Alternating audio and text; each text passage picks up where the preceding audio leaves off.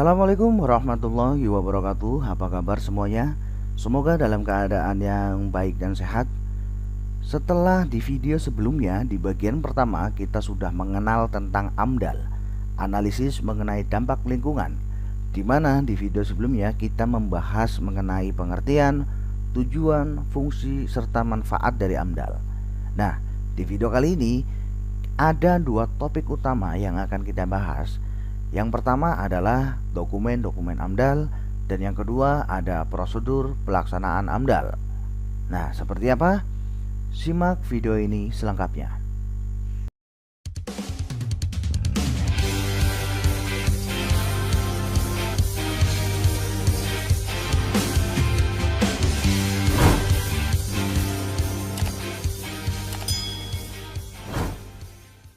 Baik, kita masuk ke materi yang pertama, yaitu tentang dokumen AMDAL. Penyusunan AMDAL merupakan salah satu prasyarat yang harus dipenuhi oleh pemrakarsa atau seseorang ataupun organisasi sebelum mendirikan suatu usaha atau proyek yang memiliki dampak luas terhadap lingkungan. Pemerintah daerah nantinya akan menggunakan AMDAL ini sebagai bahan perencanaan pembangunan wilayah. Pemerintah daerah juga akan menggunakan bahan-bahan yang telah tersusun di dalam dokumen AMDAL untuk membantu masyarakat dalam memutuskan rencana usaha dan menjamin keberlanjutan usaha yang akan dikembangkan. Dokumen-dokumen AMDAL ini terdiri atas 4 komponen dokumen yang terpisah tetapi dalam satu kesatuan dan saling berkesinambungan. Komponen-komponen dokumen AMDAL tersebut antara lain, yang pertama adalah dokumen kerangka acuan analisis dampak lingkungan atau yang disingkat dengan istilah KA AMDAL. KA AMDAL disusun paling awal sebelum dokumen-dokumen yang lain, karena KA AMDAL ini berisi ruang lingkup dan kedalaman studi AMDAL. KA AMDAL dihasilkan dari proses pelingkupan. Dokumen ini akan mengarahkan jalannya studi analisis dampak lingkungan agar lebih efektif dan efisien sesuai dengan biaya, tenaga, dan waktu yang tersedia. Hasil pembuatan KA AMDAL akan digunakan sebagai rujukan penting bagi pemrakarsa atau orang yang akan mendirikan usaha maupun kegiatan dan penyusun AMDAL dalam menentukan lingkup dan kedalaman studi AMDAL yang dilakukan. Nah, untuk komisi penilai, KA AMDAL ini berperan sebagai rujukan penting untuk mengevaluasi hasil studi AMDAL-nya. Nah, kemudian dokumen yang kedua adalah dokumen analisis dampak lingkungan atau dokumen AMDAL. Dokumen AMDAL berisi telaah secara cermat dan mendalam tentang dampak besar dan penting suatu rencana usaha berdasarkan arahan yang telah disepakati dalam dokumen kerangka acuan AMDAL tadi.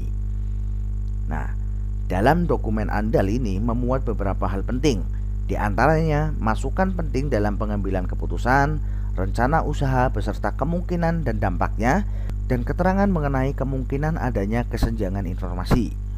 Selain itu juga berbagai kekurangan dan keterbatasan yang dihadapi selama penyusunan AMDAL juga akan tercantum di dokumen ini.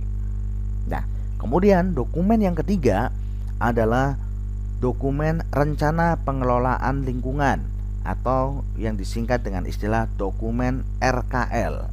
Dokumen RKL berisi berbagai upaya penanganan dampak besar dan penting terhadap lingkungan hidup yang diakibatkan oleh rencana usaha. Dokumen RKL ini dapat digunakan sebagai petunjuk bentuk rekayasa teknologi atau rekayasa lingkungan yang dapat diterapkan untuk mengatasi dampak. Dan yang keempat adalah dokumen rencana pemantauan lingkungan atau yang dikenal dengan istilah dokumen RPL.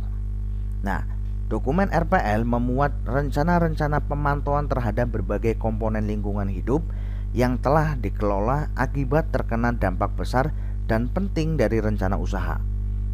Pelaksanaan RPL berorientasi pada data sistematik, periodik, dan terencana. Nah, itulah 4 komponen-komponen dalam dokumen AMDAL.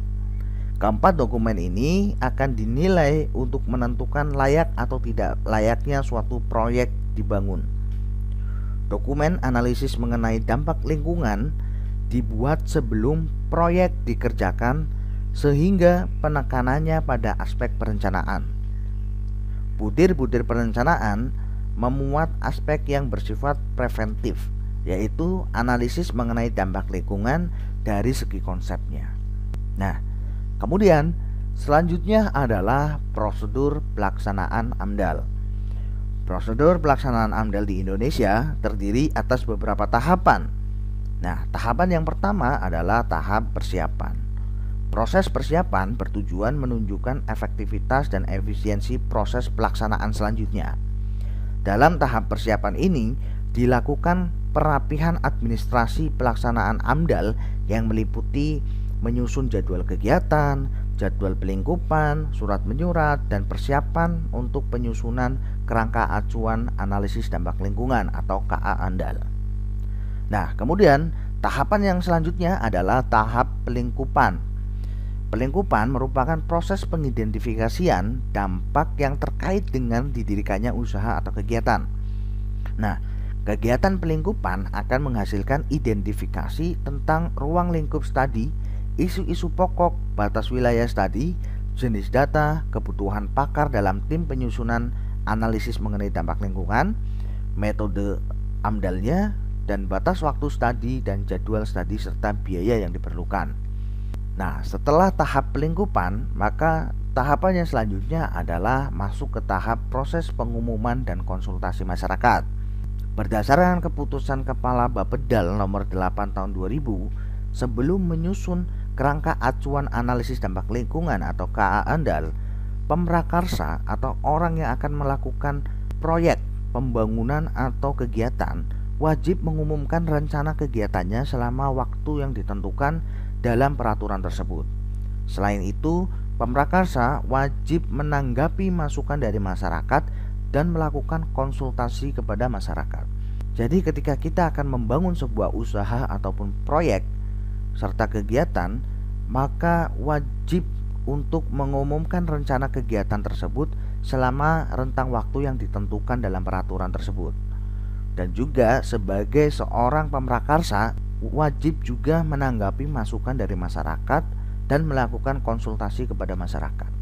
Nah, setelah proses pengumuman dan konsultasi masyarakat selesai, tahap selanjutnya adalah tahap penyusunan kerangka acuan analisis dampak lingkungan atau penyusunan dokumen KA AMDAL. Nah, setelah lingkup masalah diidentifikasi pada proses pelingkupan, maka langkah selanjutnya lingkup masalah yang telah dikaji disusun di dalam kerangka acuan analisis dampak lingkungannya atau KA AMDAL.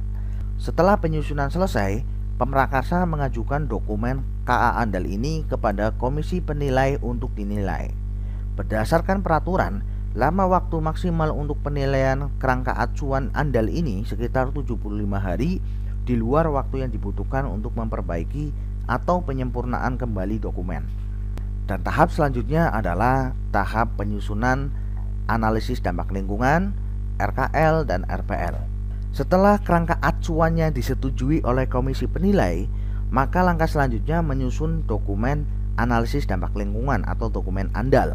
Berdasarkan acuan dari kerangka analisis dampak lingkungan dari dokumen AMDAL yang sudah kita buat, maka rencana pengelolaan lingkungan atau RKL dan rencana pemantauan lingkungan atau RPL juga harus segera disusun sebagai dokumen pelengkap dari keseluruhan dokumen AMDAL.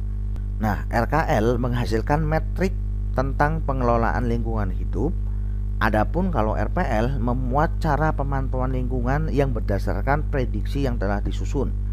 Nah, setelah selesai disusun, pemrakarsa kemudian mengajukan AMDAL, RKL, dan RPL ini kepada komisi penilai untuk dinilai. Berdasarkan peraturan, lama waktu maksimal untuk penilaian dokumen-dokumen ini adalah sekitar 75 hari di luar waktu yang dibutuhkan untuk memperbaiki atau penyempurnaan kembali dokumen ini.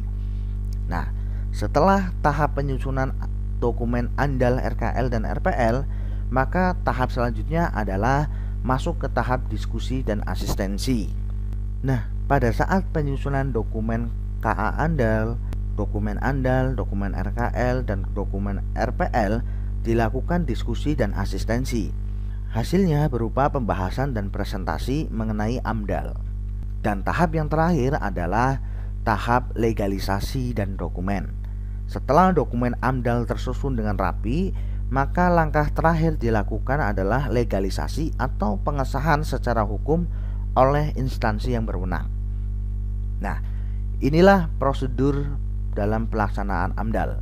Dari mulai tahap persiapan, pelingkupan, proses pengumuman dan konsultasi masyarakat, kemudian masuk dalam penyusunan dokumen KA AMDAL dan penyusunan dokumen AMDAL, RKL dan RPL, kemudian ke tahap diskusi dan asistensi sampai dengan tahap legalisasi dan dokumen. Nah, selanjutnya ada sebuah kuis. Setelah memahami tentang dokumen dan prosedur pelaksanaan AMDAL tadi, coba kalian cari tahu apa saja penghargaan tertinggi yang diberikan pemerintah Indonesia sebagai apresiasi atas kepedulian di bidang lingkungan hidup. Nah, coba tulis jawaban kalian di kolom komentar di bawah ini. Sekian dari saya, semoga video ini bisa bermanfaat untuk kalian. Terima kasih. Wassalamualaikum warahmatullahi wabarakatuh.